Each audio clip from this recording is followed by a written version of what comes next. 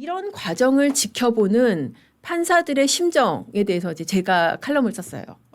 판사들이 이 정도 되면은 정말 전국 판사연합회 뭐 그런 건 없지만은 판사 노조 있다면은 당연히 성명 내고 시위하고 정말 격하게는 우리 재판 못해 이런 식으로 하면 재판 못해라고까지 해야 될 것 같은데 그렇게 안 하죠. 조용하죠.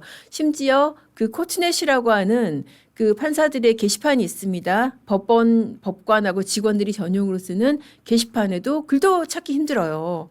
도대체 왜 그렇게 침묵을 하는지 제가 그래서 그 침묵의 이면을 들어봤습니다. 사실 판사가 3,000명이나 되다 보니까 정말 다종다양합니다. 아유, 요새 국감 뉴스 안 봐. 아우, 시끄럽고 그냥 참담해서 안 봐. 뭐 그런 사람들도 있고 사실 또 어떤 사람들 같은 경우에는 그야말로 그냥 직장인이에요. 그래서 그 연휴 다음 날 월요일 날 출근 안 한 사람들도 많았습니다. 왜 사실 판사들 같은 경우에는 매일매일 출근을 해야 되는 건 아니거든요. 재판이 있는 날은 출근을 하고 재판이 없는 날은 뭐 기록을 집에서 볼 수도 있고 그러니까 그것 자체를 뭐라고 할 건 아닌데 어쨌든 연휴 다음 날이 이제 13일인데 그날 국감날이었잖아요.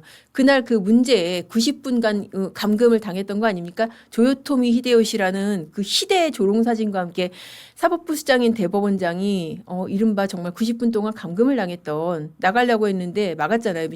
민주당하고 그 최혁진 의원 이런 사람들이 막았잖아요.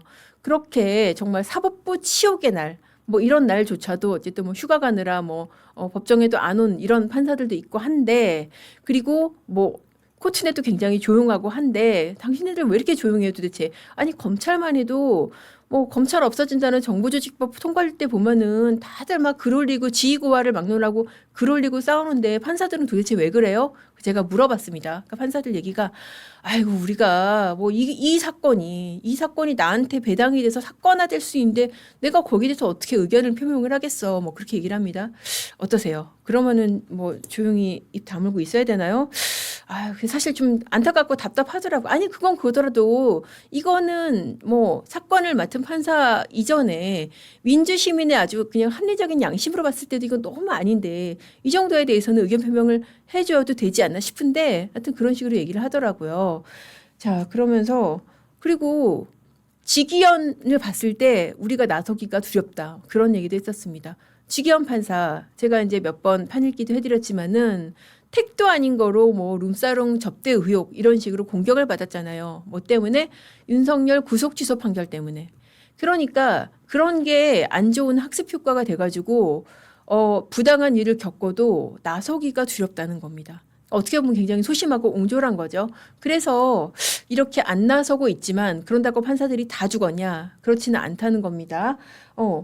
판사들이 요새 그런 얘기 자주 한다고 그래요. 자, 판사는 판결로서 말한다. 그러면서 과거에 했던 판결들 반성한다고 그러죠. 과거에 했던 판결 중에 반성하는 것 중에 하나로 저는 이런 것도 들었어요. 왜 공직선거법 위반 사건에서 벌금 80만 원, 90만 원 이런 게 하는 것들. 왜 80만 원, 90만 원을 하겠어요? 법 위반은 맞는데 100만 원 이상 하면은 당선 무효가 돼버리니까 그거는 부담스러운 거죠. 그러니까 유죄 인정하면서 그래 이걸로 날리기는 부담스러우니까 80만 원, 90만 원 이렇게 하니까 결과적으로 법원이 얕보인 거 아니야. 우리 이거 제대로 하자. 그런 식의 자각을 하는 판사들이 있다. 뭐 그런다고 해서 꽐이 아닌 거를 100만 원 때려가지고 직을 상실시키다 이런 게 아닙니다. 그러니까 제 말은 판사들이 느끼기에 일부 판사들이 느끼기에 이런 식으로 우리가 어떻게 보면은 이거 봐주고 저거 봐주고 이렇게 하다 보니까 결국은 권력층에 정치권이 얕보인 거 아니냐. 그러니까 원칙대로 하자. 100만 원짜리면 100만 원 하고 150만 원짜리면 150만 원 하고 또 정말 뭐 죄가가 약해서 50만 원 하면 50만 원 하고 그렇게 하겠다는 거예요. 그런 식으로 판사들의 각성이 일어나고 있다. 그리고 사실 이거는 제가 신문에 쓴 칼럼이라서 조금 순한 반응들만 소개를 해드린 것이고요. 찐 반응. 제가 진짜 정말 판사들한테 육성으로 들은 반응 소개를 시켜드리겠습니다. 아무리 그래도 판사들이 정말 자기네들도 가슴과 심장을 가진 사람들인데 저 정도 반응만 선보였겠어요? 아까 보셨죠? 정말 사법부 치욕의 날, 사법부의 심장에 누군가가 쳐들어간 그런 느낌 아닙니까? 그 느낌에 대해서 아까 그건 비공개 사진이지만은 왜 그 현장 검증한다고 막 이석해가지고 대법원 다니고 막 이런 사실 일부는 보도됐었잖아요. 그걸 보고 한 판사가 저한테 이런 반응을 보내왔습니다. 뭐냐면은 아니 이거 서부지법 폭도랑 다른 게 뭐가 있어요? 그런 얘기예요. 서부지법 폭도랑 다를 바 없다. 자, 서부지법 사태 아시죠? 그러니까 윤석열 전 대통령 영장 발부되고 나서 그 일부 사람들이 쳐들어가서 이제 판사실 들어가고 법원 시설물 부수고, 물론 이제 그것도 뭐 이 방송을 듣는 여러분들 일부에서는 이게 왜 폭도냐 그렇게 생각하시는 분 계시겠지만은 사실 그런 일은 있어서는 안 되죠. 어떤 판결에 대한 비판은 가능하지만은 그렇게 법원을 난입해서 물리적으로 폭력을 행사하는 일은 있어서는 안 되고, 그게 판사들한테 준 심리적 충격은 정말 어마어마했거든요. 만약에 그 영장 전담 판사가 퇴근을 안 했으면은 판사가 자칫 정말 목숨이 위협할 수도 있는 그런 상황이어서 이 사건에 대해서는 정말 몸서리치는 판사들이 많습니다. 근데 이번에 민주당 의원들의 행태를 보면서 그 이른바 현장 검증 그 장면을 보면서 서부지법 폭도랑 다른 게 뭐냐 그런 얘기를 저한테 하는 판사들도 있었습니다. 자, 이 정도로 화가 난 거예요, 판사들이. 자, 또 어떤 것도 있었냐?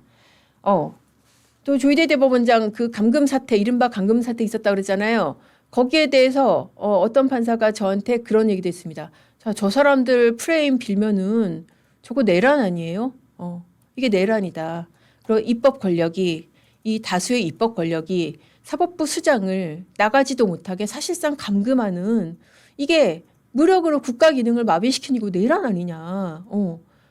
판사들이 이 정도 표현을 했으면, 물론 이제 제가 친한 기자고 잘 아는 기자니까 신뢰관계가 있으니까 그렇겠지만, 이 정도 표현을 했으면은 얼마나 판사들이 화가 나는지 아시겠죠.